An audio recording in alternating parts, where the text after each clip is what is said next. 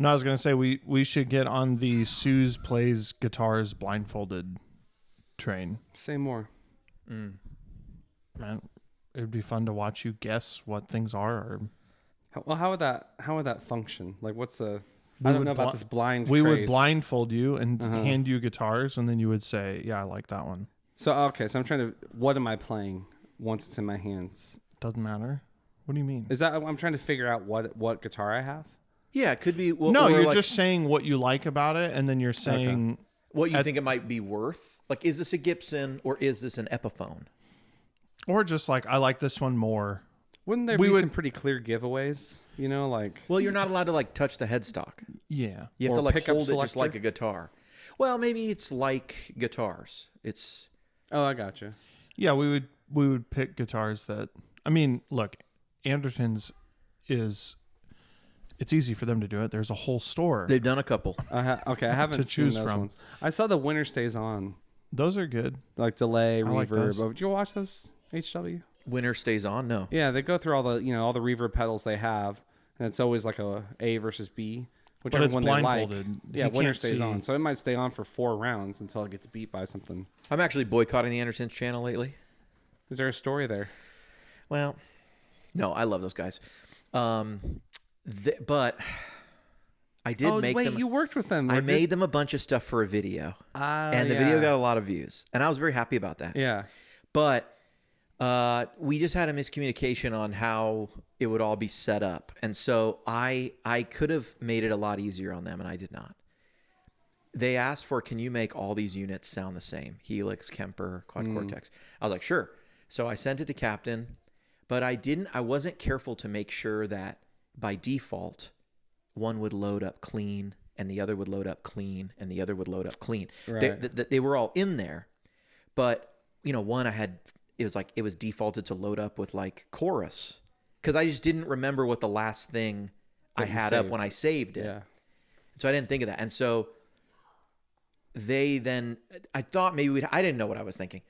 But then when they did the video, they were very like, just turn it on, go.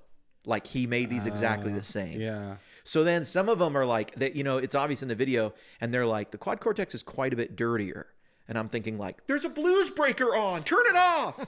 Turn off the blues breaker. It's like, oh, well, I had the boost on and I didn't realize, you know what I mean? I didn't think they would just turn it on and go.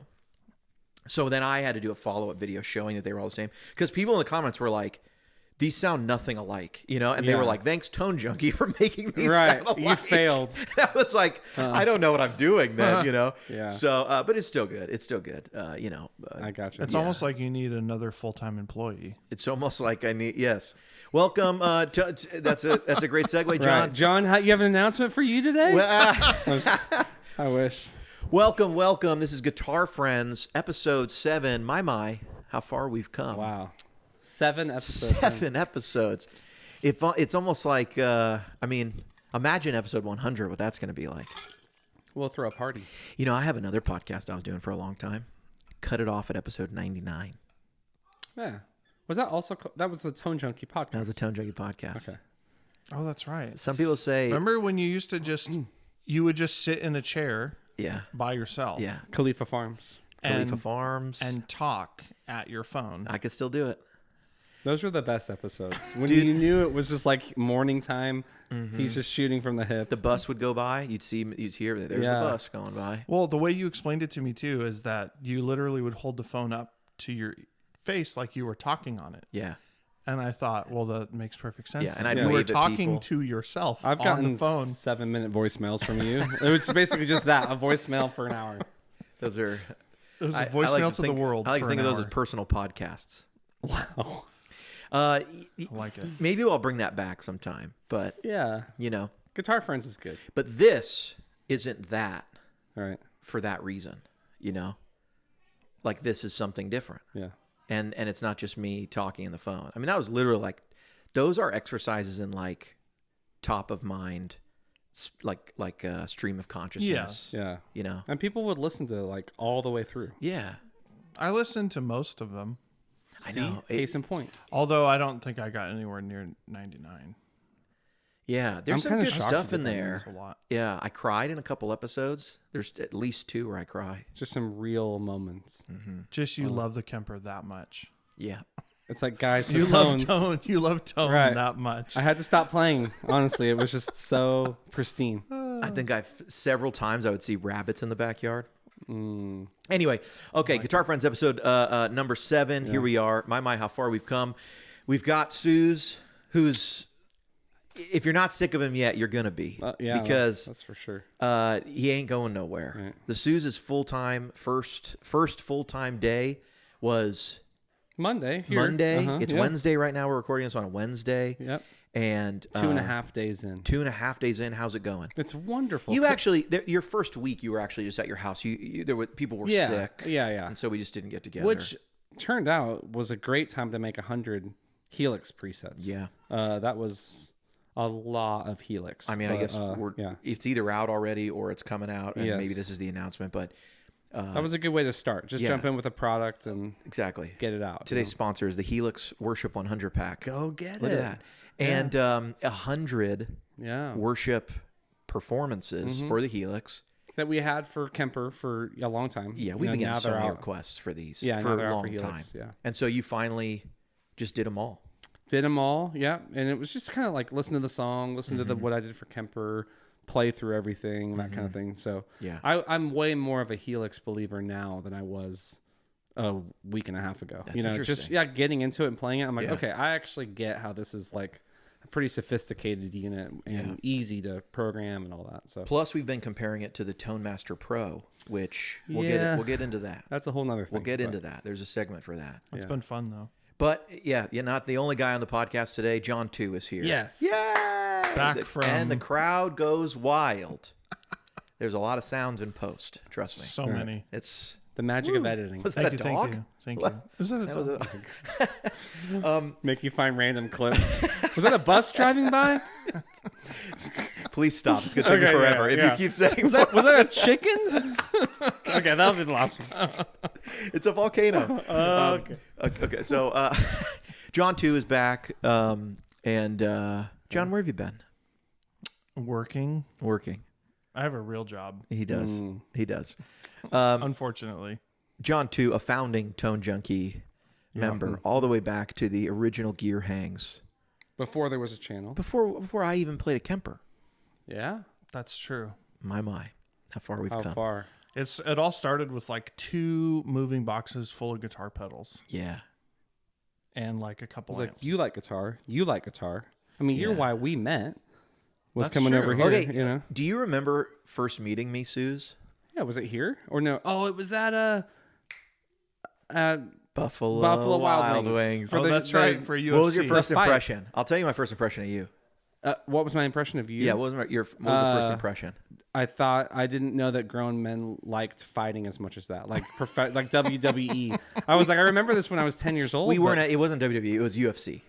Okay, there you go. It was real fighting. Okay, it's very different. Y'all were super into it. Yeah, that's very different, by the way. Yeah. Oh, I know, but like, well, you would have fights here. You would like get the pay-per-view and like have people over and watch. Wrestling and all that stuff. Yeah, I think I just couldn't find people to watch wrestling, so I started watching UFC with some people. Okay, but that's how we got together. We used to go to Buffalo Wild Wings because no one would buy the fight. That was the first time I had ever sat and watched a whole UFC fight. Right. And I was like, this is like pretty intense, you know? Yeah. I just figured it was like they hit each other around, but knocking out, blood everywhere, like crazy. No, it's intense. It can be. And what was your impression of me? I'm interested. You were genuinely disinterested in most things that I was trying to talk about. I heard you had played guitar. I was like, so you play guitar? You're like, yeah. Yeah. And I was like, yeah. I was like, you follow UFC? You're like, no. I think I was like, do you like Asian Zing wings? And I think you did. We got a lot of those that night. We got a lot. And so since then. Do you remember also that was the first I don't know if it was the same night, but there was one time we all got together very early on, like just meeting both of you. Maybe I hadn't even met you yet, Suze. And I think we all ordered like a bunch of wings. Like one person ordered this, one person ordered that, and somebody else ordered this. And then it got around to me. I was the last person to order, and I just told the waitress, just cancel all that. Just bring us like 50 Asian Zing wings. Yeah. And the looks I got from the table were appropriate. Right. What a weird thing. You just canceled our orders. Yeah. Who does that? I've never experienced it. Me neither. I never done it. I never had anyone do it to me. It just felt like the right thing to do at that moment. Right. You have to You know go what I with mean? it. Yeah. So many years later, that perfectly fits your personality, though. It's like, no. I have Exactly. What they wanted is irrelevant. Just get us Yeah. I think there was a 50 vision. of these. I don't know why. There was something about that made me do that. I don't know. I would never do that now. It wasn't wrong. That's like we weird. ate them, and it was like these are Well, so we went good. through a phase. I feel like we went through a phase where we were going to Buffalo Wild Wings all a the time. lot. Yeah. But Sooze doesn't like it. That's why we don't go there anymore. I still have never been in that establishment without you guys. Yeah. He doesn't That like would it. be the only reason I would ever go in there. I really love wings and he doesn't What are those like it. little like the rounds fried things? Oh, the cheese curds? cheese They're curds. the best. Shoot. With the little. Is this the where we're going best. for lunch Oh, today? boy. You and me can go for sure. Here's why Buffalo Wild Wings is great, sauce. and then we can change subjects.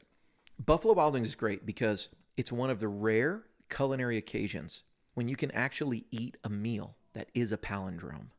And we used to do this all the time. So a palindrome is a word that is the same front to back. Mom is a palindrome. I'm just as confused as you are. Right. Mom is a palindrome. Dad. Dad. What's another word that's a palindrome? There's other. Race Wow. Race car is a palindrome. Wow. Okay. I was trying to think of something that's not 3 letters.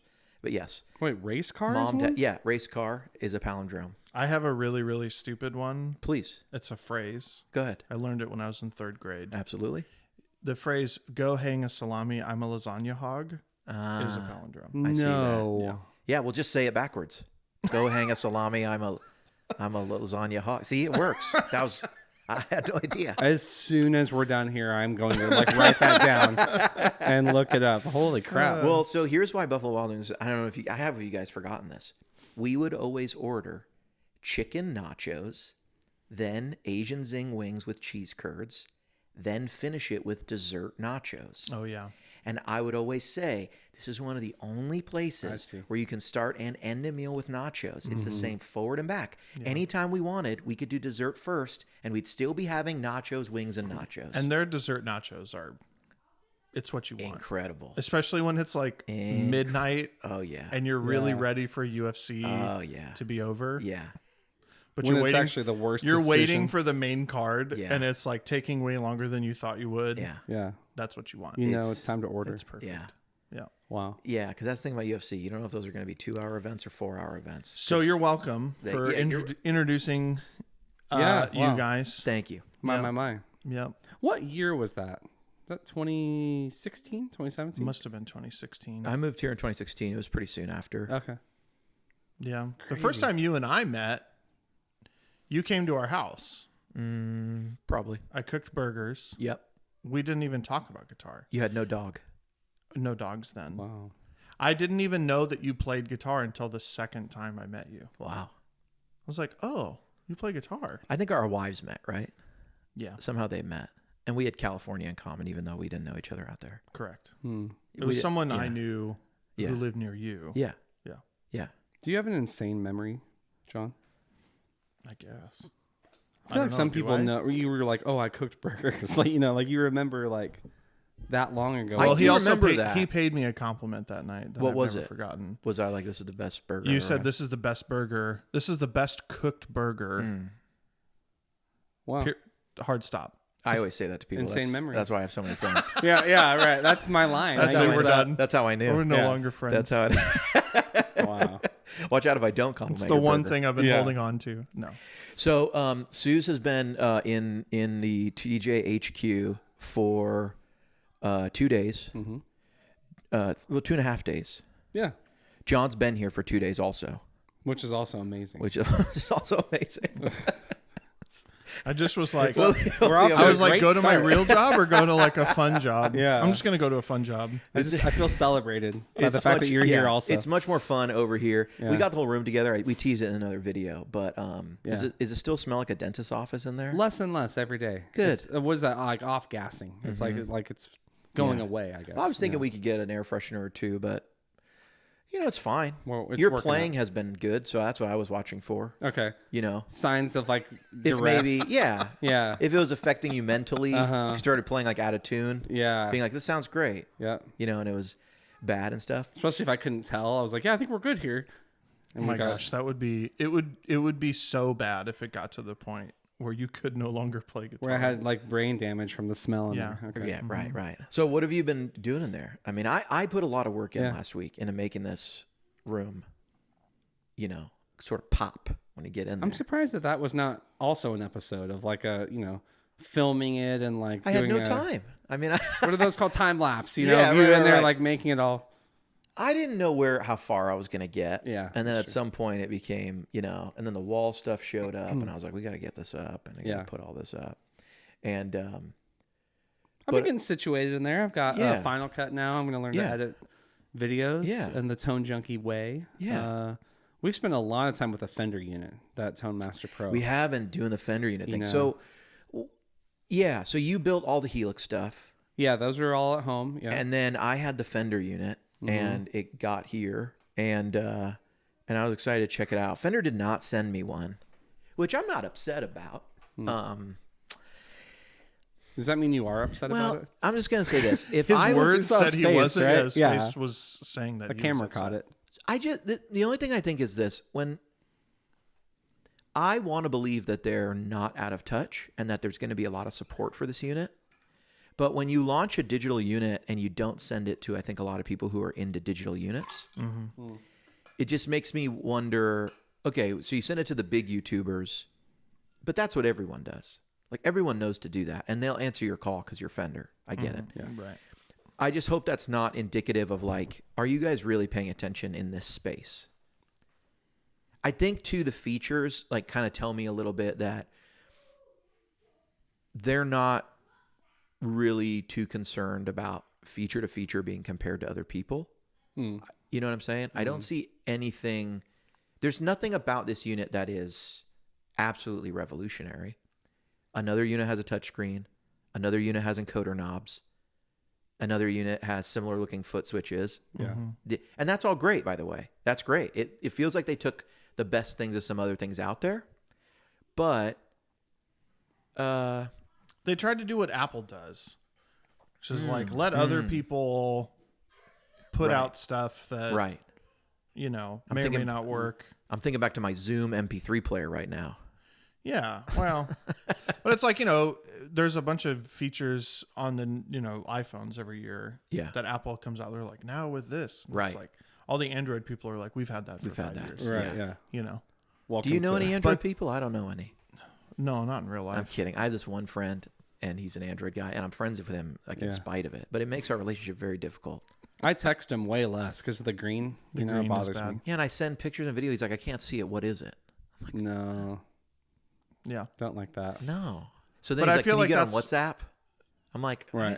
Hey, What are you- FaceTime me real quick. What's FaceTime? what are you, international or my girlfriend on the side? I don't want to get on WhatsApp. Like, this is like, come on. This is not. This is getting intense. Well, what are people using WhatsApp for? That. Yeah. Yeah. Kind of like a little bit of like identity, height. Like, I can't give you my phone, right? Yeah, for sure. I don't know who's on WhatsApp. Apparently it's huge. I don't know who's on it. But Yeah. I'm not. Huh. Yeah. Sounds shady. People with stuff to hide Right? or tracks to Yeah. clear. Yeah. Yeah. Stuff to hide or tracks to cover. Send me a snap. Yeah. Ugh. No one's on Snapchat No thanks. anymore. Yeah, I don't know that. Yeah. But I feel like that's what Fender's doing. They're like, well, let's learn from all of these other things and then do what we do best. Yeah. Right? Which is, and I think after hearing it in the last couple days, I think the ToneMaster does a really good job at amps. Dude, it sounds like an amp. I think it sounds more like an amp. Yeah. And it's like just when you pull things up, I think it sounds the most like an actual amp. I won't say it sounds most like an actual amp than anything, because I don't want to put it against Capture Tech because it's not a capture device. So I don't feel it's right to compare it. I think which is a little bit like when people, like, if people are like, does this compete with the Quad Cortex? I immediately go, I could tell you like 3 or 4 things Quad Cortex does that this doesn't do, and the Quad Cortex does everything this does. So unless you feel that this sounds better, there's no reason to buy this. You know what I'm saying? Well, I think that's it. People say those.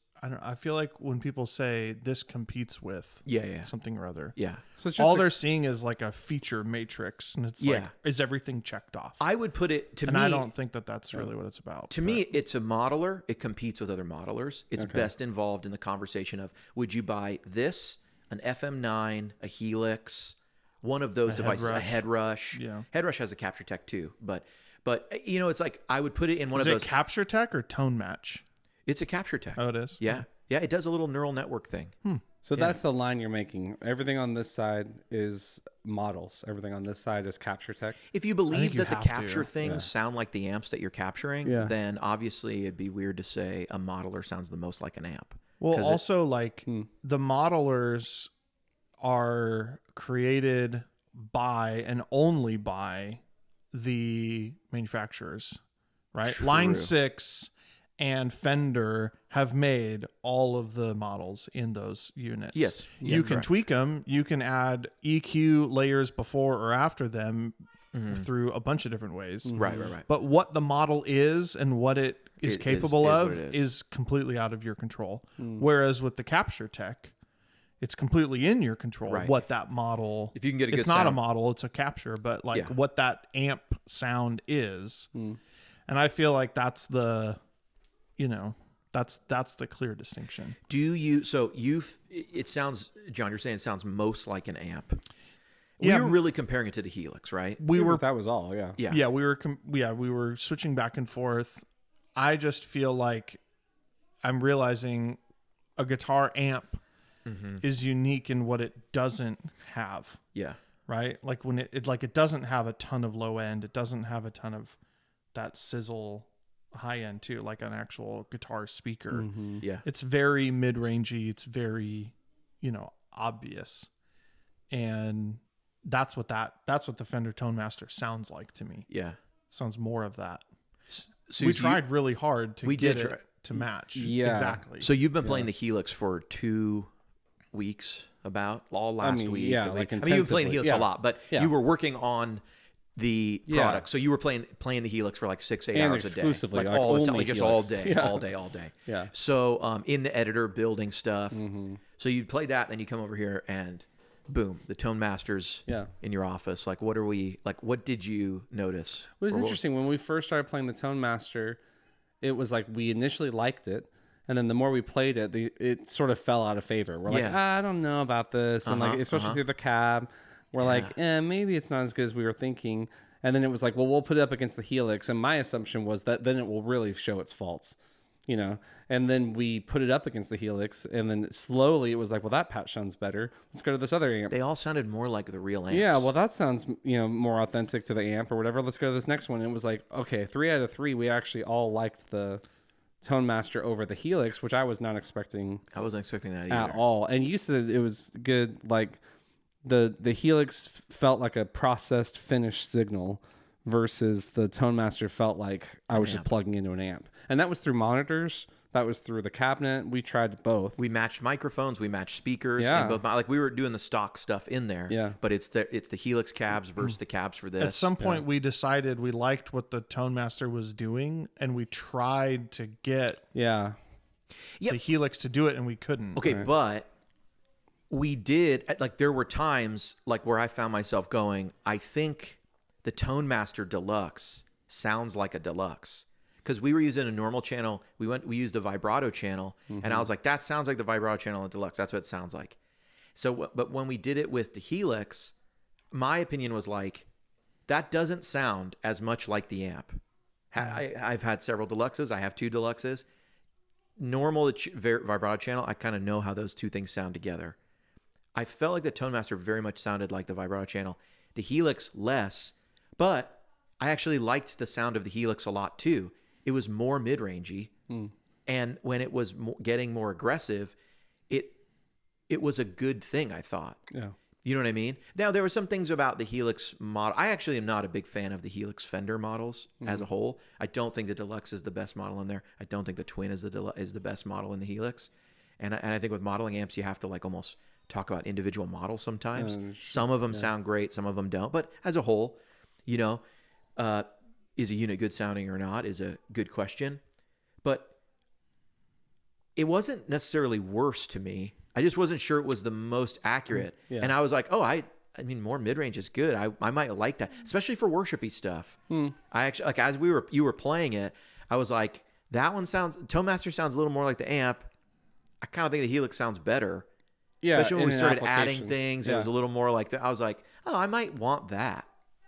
That's interesting. I don't think the Helix, I don't think saying that it sounds different means that one's worse or better. Mm-hmm. It's just like you can't really make them sound exactly the same. Yeah. Also, like, I mean, if a Fender ToneMaster can't reproduce a Fender amp better than a Helix, then something has gone terribly wrong. Right. Let's be honest. That is where the bar is the highest. Yeah. What do you think about them having other amps in there? Because obviously we would have been disappointed if they only had Fender amps. It's just, okay, it's weird to me.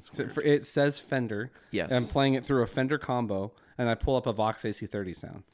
There's just like Helix, Kemper, like I don't feel that because they don't make amps, right? But now I've got a Fender unit going like, this is a great sounding Marshall. Like, what? Well, and it creates this other weird thing too, where you forget that it's a Fender product entirely. Oh, interesting. Yeah. Right? Where it's like, now it's just another like does everything modeling unit. And it's not necessarily a Fender. Like, it kind of loses its Fenderness to me. Oh, that's interesting. I hadn't thought of that. I did not even know. When I walked in here and saw it, I was like, oh, cool, this will be awesome. Here are all these Fender amps. Yeah. I didn't even know until we opened it up and played it that it had other amps. That it might have that, I was like, what? Oh, is it because they wouldn't release a Vox AC30 onto the market like in a combo, but they'll put it in that pedal, just to give you options? It's just weird. Like, why not? I think though you would not be taken seriously if you were Fender and you said, "Hey, we have a bunch of Fender amps."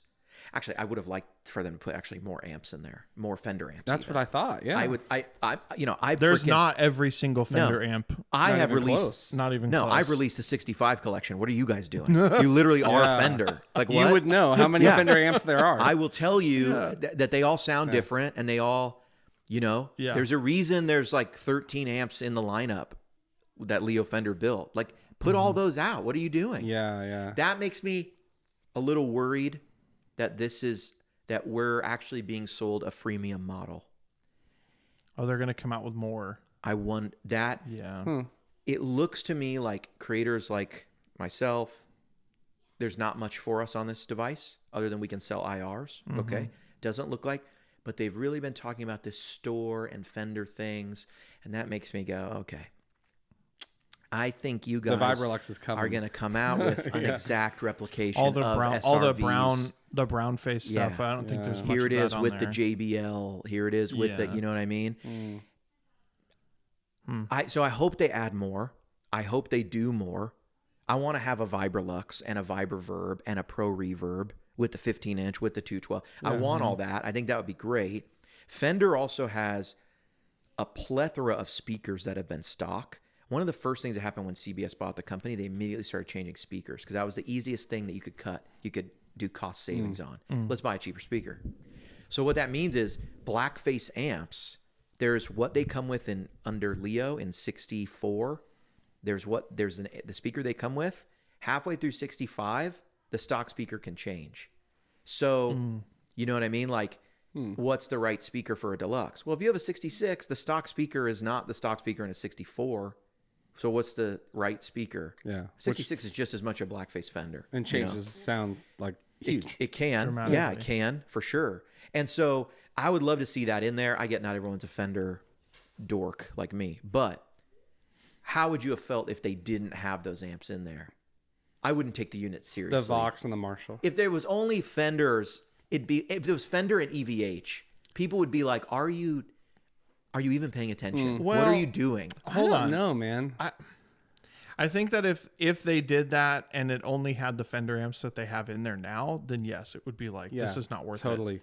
But if they did that and they said, here's every amp we've ever made. Every single amp that Fender ever came out from. And it's only Fender stuff. That would have been dope. Dude, all the tweeds. Yeah, I think that would have had All the brown panel amps. It would be like, imagine walking into a museum with every single Fender amp, and you've got it all at your fingertips. Yeah, that's a cool experience. Why would I even? Why would I also feel like now what you're saying with the freemium thing? It's like, well, here's what you get base with the unit, and then if you want the walking into a museum, everything at your fingertips, it's going to cost you an extra $1,000 or whatever it is. But why wouldn't you put in a British crunch? I mean, it's like you're building this whole unit. You've got to just code it. You've got to give it to someone. What if their sound is, I always put a Fender and a Vox together? They know a lot of people do that. Yeah, they don't want to alienate those people and be like, sorry, because it's Fender, you can't make a very classic normal guitar rig. Right. I at least appreciate that. I look at it like this. Maybe in some way they respect. It's not guitar tone unless we have these other things. Like, that's just as important to the sound of guitar. There'd be no Edge presets. Right. You know what I mean? He uses a Fender. Well, he does, but they want the AC30 in when it says cutting edge. Their preset cutting edge is an AC30. My mind has flip-flopped. I'm on his side now. I would rather it feel like a Fender product. I don't know. You said it, I don't know that that's what I wanted it to be. But when you said it loses its identity as a Fender product, like I forget that Fender made it. That's not a good thing to me. Yeah. Like, and I think the celebration of just Fender amps from that unit would have felt like, oh, that's pretty cool, you know? Right. Because there's so many. I could spend hours just flipping through Fender amps. And if you think about like kind of optimizing for why you are unique in the space, it's that they have so many models over such a long period of time, and you know, the a lot of the Fender stuff now is like a commodity. That's what I kept thinking, like when you're talking about like the Vox sound and the, you know, all of the other stuff that they have, like those are these are commodities now. Like that's true. They're like, we've turned EQ curves into a commodity. It's not anything special. I don't think that you know, the British sounds, you know, are the best. It's not the best Marshall tone we've ever heard. And it does feel like they put in the bare minimum. There's not a matchless, like, you know what I mean? There's not even an AC15 or an AC10. No, it's just there's like not. Here is an AC30. They hit the high points for sure. And a Plexi thing. Right. There's also a JCM 800, and they did put in Silver Jubilee. Is there any Mesa stuff in there? I didn't even look. There's some like California overdrive or something. Yeah. I will say this too. This is a little bit of a subject change, but I feel like the Helix I would be way more likely to use on a stage playing in front of people. Yeah. That Fender doesn't give me that impression that I would want to go play a gig with this or like perform with it. It really feels like this is something I would just use the way we are now, which is like sitting at home playing through a cabinet. I think that cabinet's pretty cool. That's interesting. And it comes with it. And it's a home practice. It's like it would replace me going to buy a ToneMaster combo. Do you get the feeling it's not really designed for the professional musician? And I say that because like if you look at Kemper, all of their marketing, all of their messaging, and all the features they talk about are always around someone who travels and gigs. It's always around that professional musician. And their whole thing is like, bring it on a USB in case you need to do this, in case you need to do this. Like the whole way it's built to send, to front, have the cap, like everything is for... I don't think that has been Fender's market at all in the last, since I've been a guitar player. Right.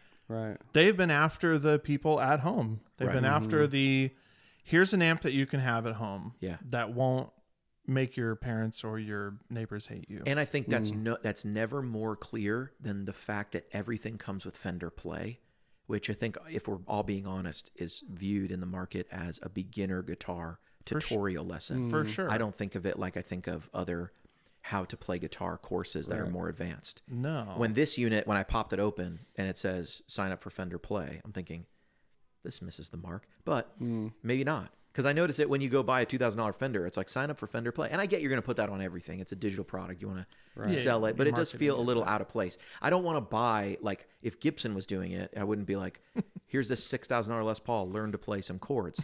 However, that's every blues lawyer, right? That's all the guys who went and got regular jobs and are actually buying $6,000 Les Pauls and their G chords a little flubby on the low end. You know what I'm saying? Yeah, but at that level, well said. Yeah.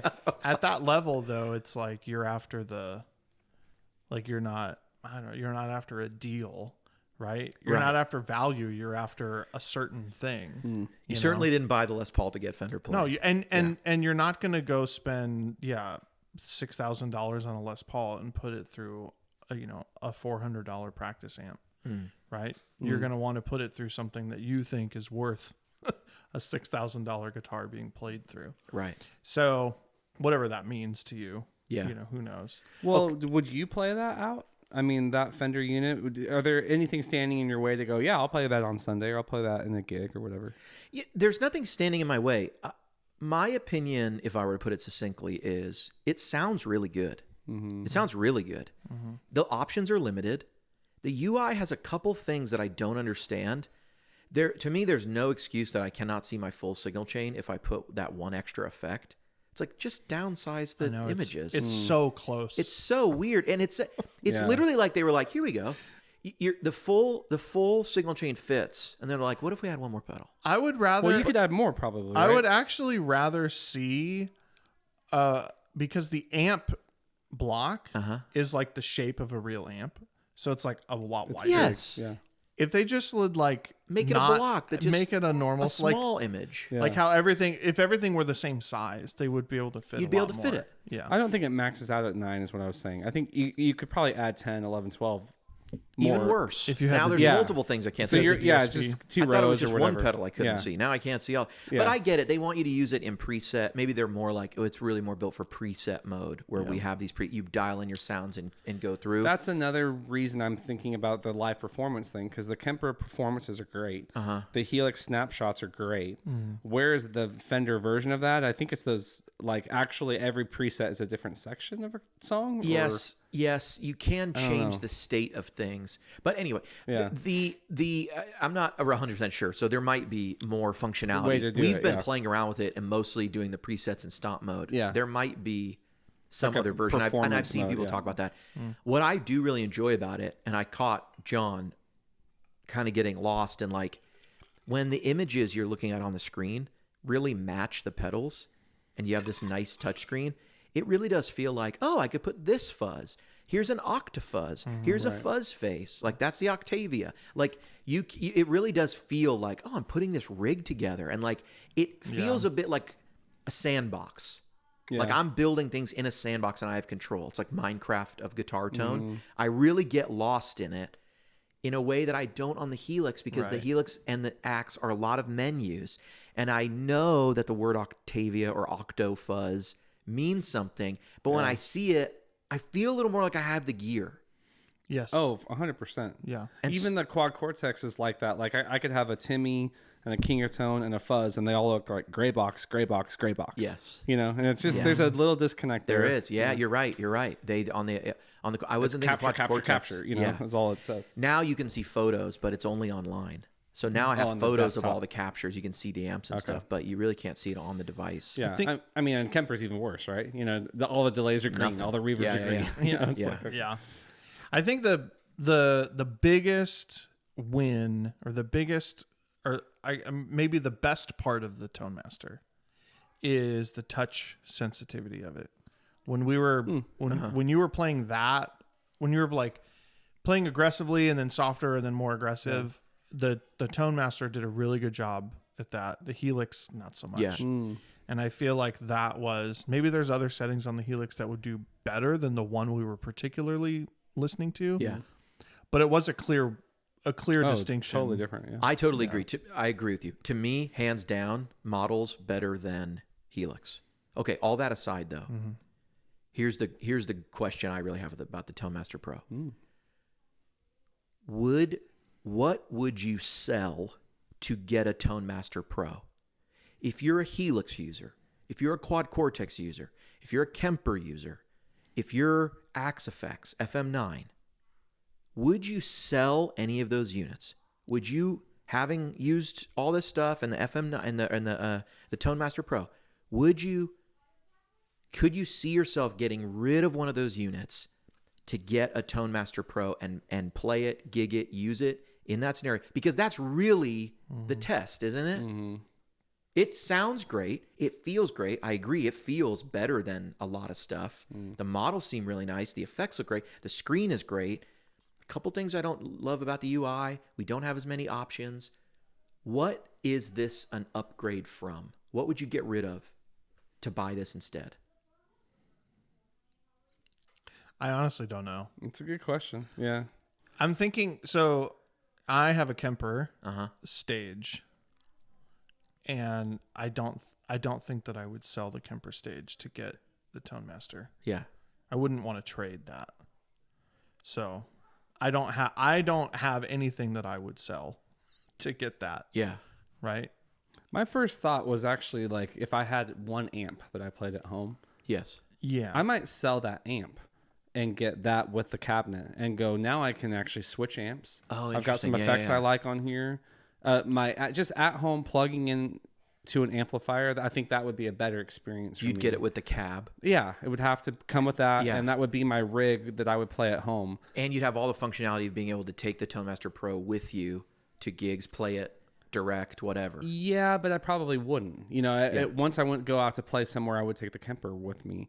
But I would way rather play that at home than play the Kemper like in headphones or even in a... Why would you rather play would rather play this over even a Kemper and a Kemper cone? Yeah, I think it's because of the simplicity. Like there's some upsides to not having performance mode and what rig am I in and what's on or off. Like some of those are just amp, delay, boost. Does it? You think it helps? Okay. Do you think it helps a lot that it visually looks really good and you can see the gear? I think so too. Yeah. I think that's a real connection point. That Headrush Prime actually did it first, but I think people didn't love the Headrush as much. Oh, that's true. I forgot about that. Because they actually have all the gear and it does look good. Yeah. This screen though is better. This touch screen that Fender put on here is really good. I think it's vibrant. It's responsive. Even if you don't think the UI is the best or whatever, the screen is great, and going through and seeing all the pictures, it's a real connection point. I really think psychologically, it's like it's really important, and it doesn't come across in demo videos. Yeah. No, and I think the other thing about the way that the UI is built that's really, really great is that it stays very true to what knobs are on the actual gear that it's modeling. Does not provide things that don't exist in real life. Right. So that's like one thing about the Helix. One thing about the Helix, like Fender models, is you're getting controls that those amps don't actually have. Bias X. Yeah. Like all these weird things. Or even presence and mid. Yeah. Presence and mid range. They standardize those and just put them on models. And when you pull up some of the stuff, it's like, no, here, this amp only has those settings, and those settings do this thing. Right. And so I feel like, and you know, you could say the same about the Kemper too. Right. Absolutely. Once you profile something, you get standard controls, which quite honestly, if you're messing with those, then something's wrong. And to that point, that's actually the strength of the Kemper.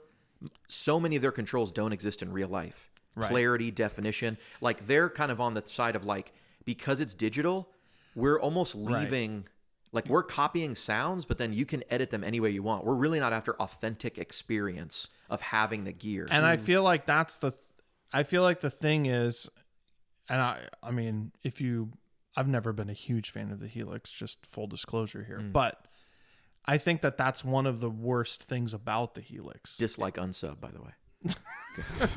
But it's like, I feel like that's the worst. I feel like that's the weakest point of the Helix is that it's in like this limbo period where it's giving you stuff that the amp doesn't have in real life. Yeah. That maybe is good or not good. Yeah. But it's also, but it's not exactly true to what it's trying to model. So I know what you're saying. And the Axe Effects kind of does a similar thing, but their thing is like more. Like they're like, we absolutely will give you parameters you don't have in the real world, and we'll give you 1 million of them. Right. And set the bias of your tube screamer. And it's like, I don't even know what that would be, but that's their MO, right? Is like all the options. And there's people that just love to sit and tinker with sounds all day, every day. Android users. Those are the Android users. Android of guitar. users. Yeah. 100%. Yeah. And there's something so simple about just plugging into something.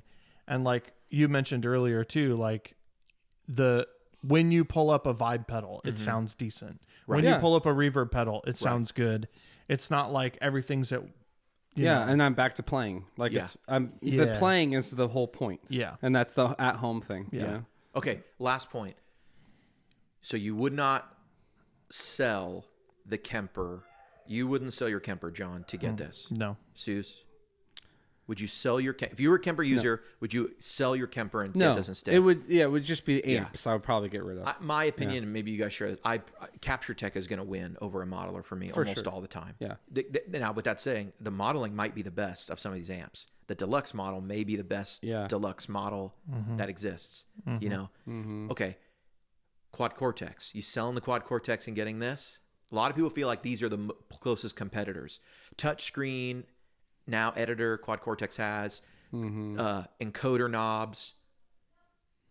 Nah. You selling the Quad Cortex and getting this? Honestly, I don't have enough experience with a Quad Cortex. Quad Cortex might not have, a lot of people will say like, oh, it doesn't have as many effects as Axe or something. Yeah. It's got 1 million amps though, a lot more than this unit does. Well, and whatever you capture. I mean, the sky's and whatever the you limit. capture. Yeah. And you can go on Cortex Cloud and find all sorts of stuff. Yeah. I don't think I would sell any pedal digital unit for this. I think I'm sticking to amps. Not FM9, not Helix. I'm kind of there on the same thing. I don't know the FM9 well enough, you know, but okay. like. So we'll leave that out. People always get mad that we leave it out, but okay, fine. We'll leave it out. I'll just gotta start playing with it more and then I'll know, you know. Helix, to me, that's the closest. Is this an upgrade to the Helix? I could see how the case could be made. Maybe it depends on what you use in the Helix. Maybe a lot of stuff you use in the Helix is present and there. Would you sell the Helix? Especially because we've been doing these comparisons. Yeah. There's a video coming out or it's out already. If I was only a home player, I would. But because I play out a lot, I would not. And that's just today, you know, with both units. Like, I think the Helix is too usable in every scenario. Yeah. And the Fender I really like for at home, sit in front of it. Yeah. And the Helix has a lot of options, a lot of effects. Like for instance, I love the matchless sound on that Helix. It's so good. I can't access that on the Fender. Yes, right. You can't. It's not even available. Yeah, we're only comparing what both of them have. I suspect. Let's talk about what they don't. They both don't have. I really suspect freemium's coming. I think EVH is our hint. It's EVH officially licensed. Of course, they manufacture the EVH stuff. I wait for a Victory Amps officially licensed thing to show up. That's the type of thing that'll show up. And then all of a sudden it's like, you don't need the Marshalls. You have the Victory Amps. Right. Oh, you don't need it. Well, we don't have as many Voxes, but we have the better Cat. ones. We have the Matchless. They're officially licensed. Yeah. The only unit with officially licensed stuff. You know what I mean? Fender could do it. Yeah. That's actually really interesting because Victory. It's funny that you brought up Victory because I feel like Victory is one of those brands. Yeah. That is like it could be really, really, really popular because they make really great stuff. Yeah. But I just feel like they're just a small kind of a boutique-y thing. Yeah. And if Fender came to them and said, hey, we want your sounds on this thing. Here's the stipulations we're going to have, but we're going to pay you this royalty. Yeah, we'll pay you this royalty. We get your brand. How in the world can he say no to that? Yeah, turn it down. No, and I think in the player's mind, like us, it would give them authenticity. And like, this isn't Fender maybe botching a model. This is them doing the Victory version of these sounds, official, which would be awesome. Right. I mean, I'm for it. I just don't want to go pay $29.99. Now that's weird because of what I do for a living. It's weird that I'm about to be like, Fender, that's a bit of a double standard. Yeah. Wouldn't you it's say? a bit of a double standard. I acknowledge it. I'm not sure really what my thoughts are completely, other than up until now, all the units have sort of offered, here's the unit, here's what it does. No one's ever said, and we're hiding features behind a paywall. No one's done that. There's people like me who make stuff, who make IRs. We all get digital downloads. That's another person making something. Yeah. But no one's ever put it. Now, Fender hasn't done this yet. It's my suspicion. Yeah. But no one's ever put out a unit and been like, don't you love it? Do you want to love it more? Open up your wallet. Upgrade it, yeah. I think, honestly, it would be suicide if they did it. I think the backlash will be so terrible on the internet. I want to see it in the same way that you like look at a car accident going by a free. But maybe they're not going to do it at all. Maybe they're just going to put a ton of effort supporting this. It could happen. It might. Honestly, I don't know that I would hate it. I don't know that I would hate that because it's not really any different than, look, when you buy a Kemper, one of the first questions is like, okay, how do I make this thing sound good? Right. Because the stuff that comes on it is, I don't even know what it comes on it by default anymore. But so it's kind of like this expectation that like, you're going to have to make stuff or download stuff. Yeah.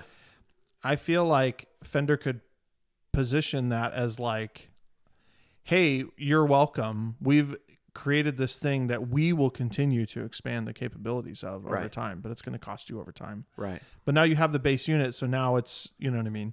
It's not like you have to keep rebuying the new thing all the time. It could work. But I don't know. All right. This one's in the books. Episode number 7 of the Guitar Friends podcast. Sue's got a lunch date. Too. With John too. Sue's got a lunch date. Get out of here, Suze. See ya. See you, See dude. y'all later. You guys going to Buffalo Wild Wings? I don't know. My kids are here. I got to watch them. Good times. All right, Guitar Friends, episode 7. That is a wrap. Check out the YouTube channel. Lots of stuff coming out. And big releases everywhere. Who else has the sooze? Nobody. And As he sneaks away. as he's leaving for lunch. I've been HW.